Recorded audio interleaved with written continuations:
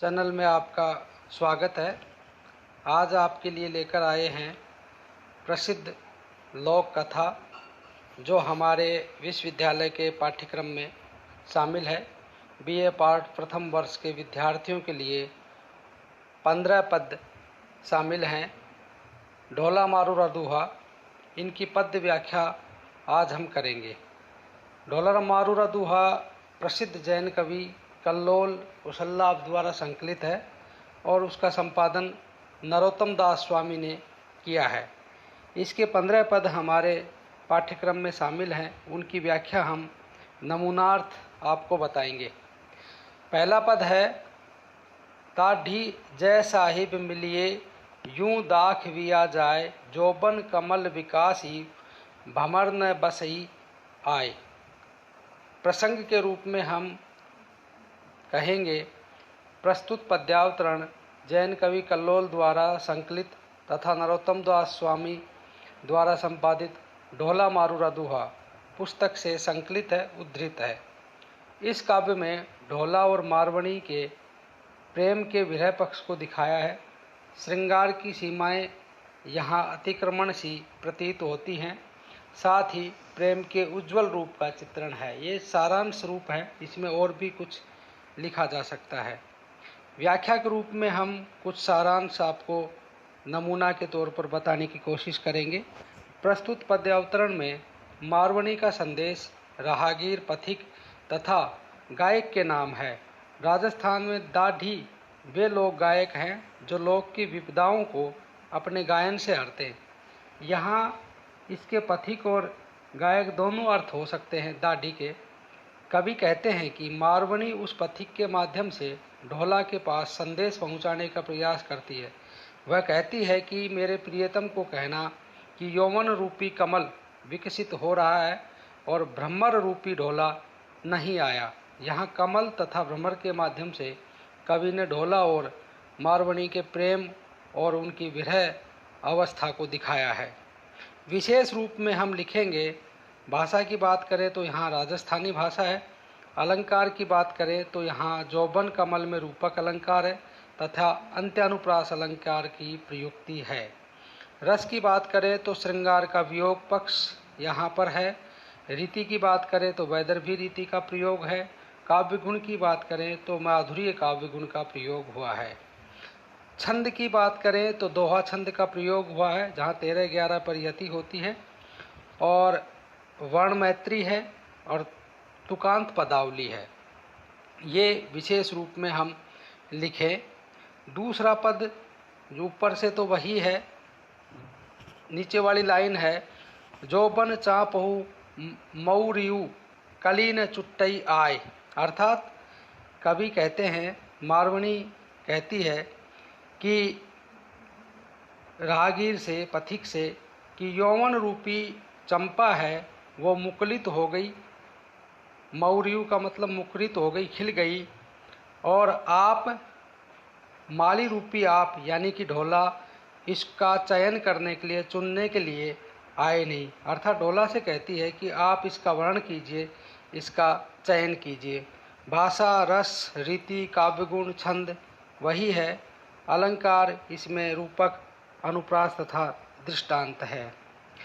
तीसरा पद है, ऊपर की पंक्ति वही है, नीचे की पंक्ति में कण पाकऊ करसन हुए भोगऊ ली घर आए।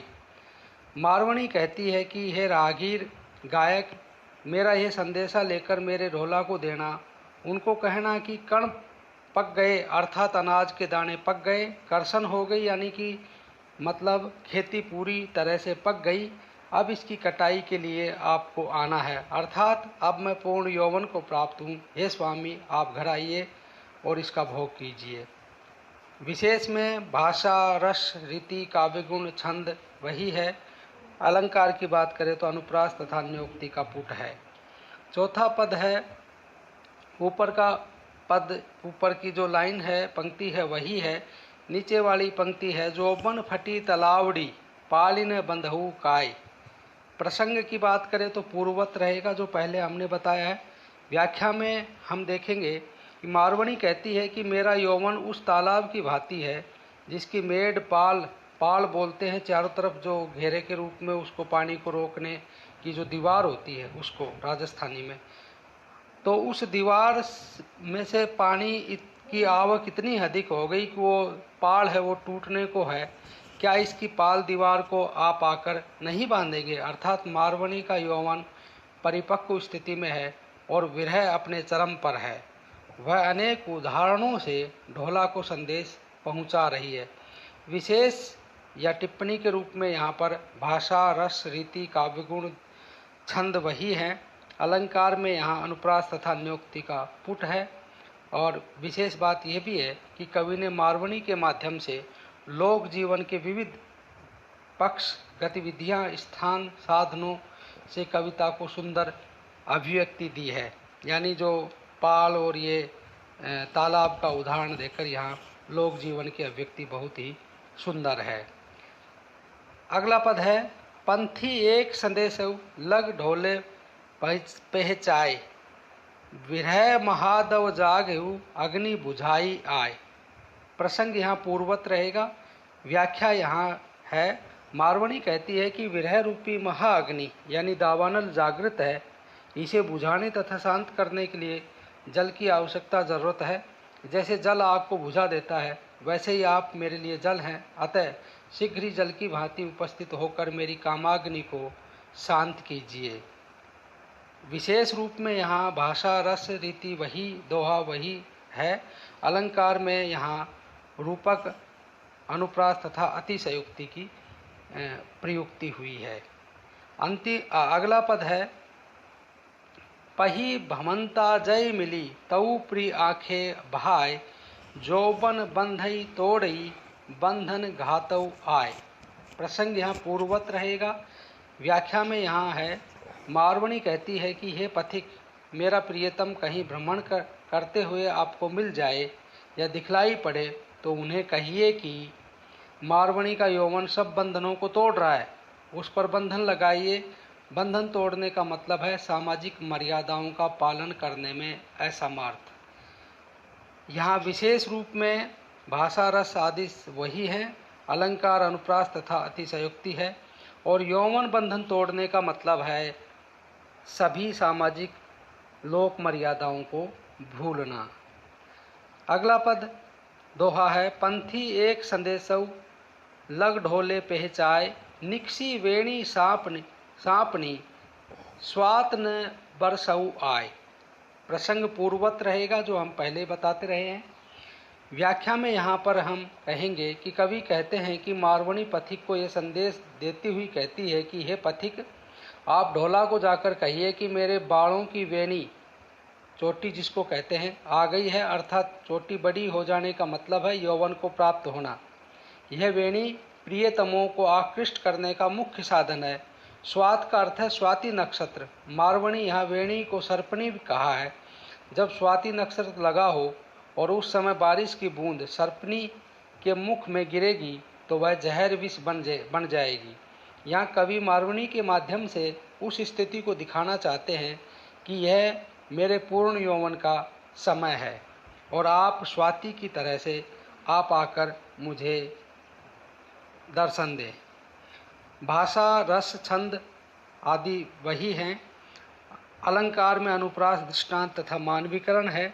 यूँ संभावी पद के रूप में यहाँ पर एक रहीम का दोहा बहुत आवश्यक है देना, और वो ये है कि कदली सीप भुजंग मुख स्वाति एक गुण तीन, जैसी संगति बैठिए तैसो ही फल दीन। अर्थात कदली, केला, सीपी और भुजंग एक ही है, अलग अलग हैं, परंतु स्वाति बूंद जो है वो स्वाति नक्षत्र के समय जब केले में गिरती है तो कपूर बनती है, सीप में गिरती है तो मोती बनती है, और भुजंग के मुख में गिरती है, सर्प के मुख में गिरती है तो विष का रूप धारण कर लेती। यहाँ सत्संगी की महिमा बताई है। अगला दोहा है, ऊपर का पद या ऊपर की पंक्ति वही है, नीचे की पंक्ति भिन्न है। तन मन उत्तर बाली दक्षिण बाजई आए। नीचे की पंक्ति भिन्न है, तन मन उत्तर बाली दक्षिण बाजई आए। प्रसंग यहाँ पूर्वत रहेगा। व्याख्या में प्रस्तुत अवतरण में मारवणी पथिक को कहती है कि हे पथिक, आप आकर मेरा संदेश मेरे प्रियतम मेरे ढोला को पहुंचाना कि मेरा तन और मन उत्तर दिशा से चलने वाली गर्म हवा से जल रहा है। आप ढोला से कहिए कि वे दक्षिण दिशा से चलने वाली हवा बनकर उस काम अग्नि को शांत करें। यहाँ कवि को प्रकृति की सूक्ष्म क्रियाओं की गहन समझ है। उत्तर से चलने वाली हवा गर्म तथा दक्षिण से चलने वाली हवा ठंडी होती है, ये कवि को पता है, मालूम है। यहाँ छंद, रस, भाषा, रीति, गुण वही हैं। अलंकार अंत्यानुप्रास तथा दृष्टांत है। पदमैत्री है, तुकांत पदावली है। अवतरण में प्रकृति की विविध क्रियाओं तथा लोक जीवन की गहन समझ प्रकट की है। अगला पद, ऊपर की पंक्ति वही, नीचे की है। विरह महाविष तन वसई, ओखद दिए न आय। मारवणी पथिक को कहती है कि यह पथिक, आप ढोला को जाकर मेरा यह संदेश देना कि विरह रूपी भयंकर विष ने मेरे शरीर के अंदर जगह बना ली है और यह विष जहर तभी निकलेगा जब औषध के रूप में, दवा के रूप में आप मेरे सामने प्रकट उपस्थित होंगे। क्या आप मुझे दवा देने नहीं आएंगे? क्या दवा के रूप में आप मेरे सामने उपस्थित नहीं होंगे? अलंकार में अनुप्रास, अन्योक्ति और मानवीकरण है, शेष वही है। अगला दोहा है, ऊपर की पंक्ति वही है। पंथी एक संदेश लग ढोले पेचाए, विरह वाग बन तन वसी, से हर गाझई आए। मारवणी पथिक से कहती कि हे राहगीर, आप जाकर मेरे प्रियतम ढोला को ये संदेश पहुंचाएं कि मेरे शरीर रूपी वन में विरह रूपी सिंह ने जगह बना ली है। अब वह बहुत तीक्ष्ण या शिखर गर्जना कर रहा है, इसलिए आप आकर उससे मुझे निजात दिलाइए। विशेष के रूप में, टिप्पणी के रूप में यहाँ पर भाषा, रस आदि वही हैं। अलंकार रूपक तथा अंत्यानुप्रास है। पदमैत्री है, तुकांत पदावली है। अगला दोहा, ऊपर की पंक्ति वही है, नीचे की पंक्ति में धन कमलाणी कमदनी, शिष हर उगही आए। मारवणी पथिक से कहती है कि ये पथिक, आप मेरे प्रिय ढोला को ये संदेश पहुंचाना कि आपकी कुमुदनी रूपी प्रियतमा पूरी तरह से मुरझा गई है। चंद्रमा के रूप में आपका उदित होना आवश्यक है, जिससे कुमुदनी रूपी मारवणी को खुशी मिले, प्रसन्नता मिले। भाषा, रस, छंद आदि वही है। अलंकार अनुप्रास और रूपक है। पदमैत्री, तुकांत पदावली समभावी पद के रूप में यहाँ दृष्टव है कि जल में बसे कुमुदनी, चंदा बसे आकाश, जे जाही की भावना तेता ही के पास। अर्थात ये भावना की बात दिखाई है। अगला दोहा है, ऊपर की पंक्ति वही है, नीचे की पंक्ति में धन कमलानी कमलनी, सूरज उगही आय। प्रसंग पूर्वत रहेगा। व्याख्या में यहाँ मरवणी पथिक से कहती है कि यह पथिक, आप मेरे प्रिय ढोला को यह संदेश पहुँचाना कि आपकी कमलिनी यानी कमल रूपी प्रियतमा पूरी तरह से मुरझा गई है और आप सूर्य के रूप में उदित होना आपका आवश्यक है, जिससे कमल रूपी मारवणी को खुशी मिले, जीवन मिले। भाषा, रस, छंद वही है। अलंकार में अनुप्रास रूपक है। अगला पद, पंथी एक संदेश उलग ढलो पहचाए, जौवन खीर समुद्र हुई, रतन जका ढई आए।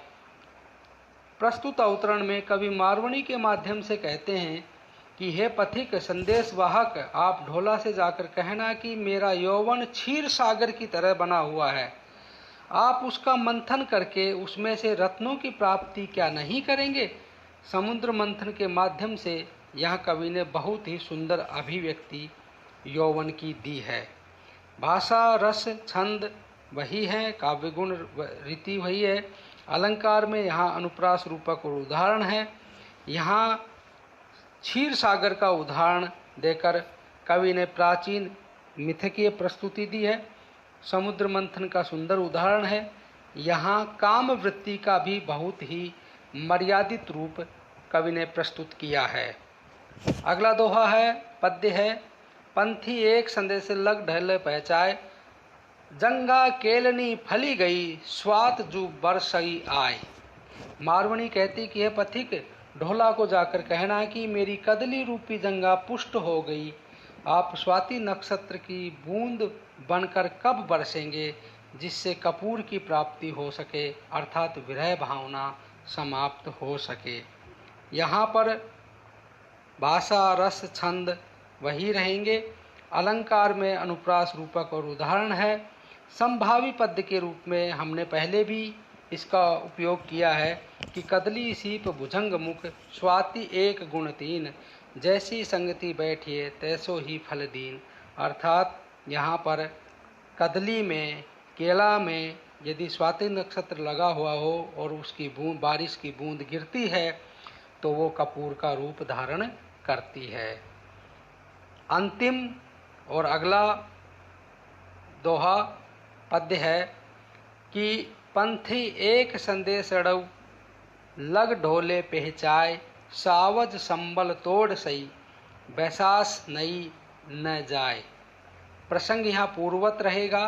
व्याख्या के रूप में प्रस्तुत अवतरण में मारवणी पथिक से कहती है कि हे पथिक, मेरा एक संदेश ढोला के पास जाकर पहुंचा दीजिए। मारवणी ये भी कहती है कि मेरा धैर्य विरह रूपी हिंसक पशु को देखकर टूट रहा है। आप संबल प्रदान करें। जब तक आप उपस्थित होने का विश्वास नहीं दिलाएंगे तब तक मेरी हालत उस पशु की भांति हो रही है जिसके सामने हिंसक जानवर खड़ा है। अब वह उस खूंटे के बंद कर नहीं रह सकेगा। संभव है खूंटा को उखाड़कर उस स्थान से पलायन कर जाए। अतः आप मुझे शीघ्र पहुंचने तथा सुरक्षा का विश्वास दिलाएं। यहाँ काम भावना को बहुत ही मर्यादित रूप से कवि ने अभिव्यक्ति दी है, इसलिए काम भावना यहाँ वासना में नहीं बदलती है। विशेष रूप में टिप्पणी के रूप में यहाँ भाषा राजस्थानी रहेगी। रस श्रृंगार का वियोग पक्ष है। रीति वैदर्भी, काव्य गुण माधुर्य। छंद दोहा छंद है। अलंकार अनुप्रास, रूपक और उदाहरण। पदमैत्री है। तुकांत पदावली है। यदि आपने हमारे YouTube चैनल को सब्सक्राइब नहीं किया है तो कृपया कीजिए और पाइए नई प्रस्तुति। यदि आप हमें फेसबुक पर देख रहे हैं तो वहां हमें लाइक कीजिए, शेयर कीजिए और अधिक से अधिक लोगों को लाभ पहुंचाइए। धन्यवाद।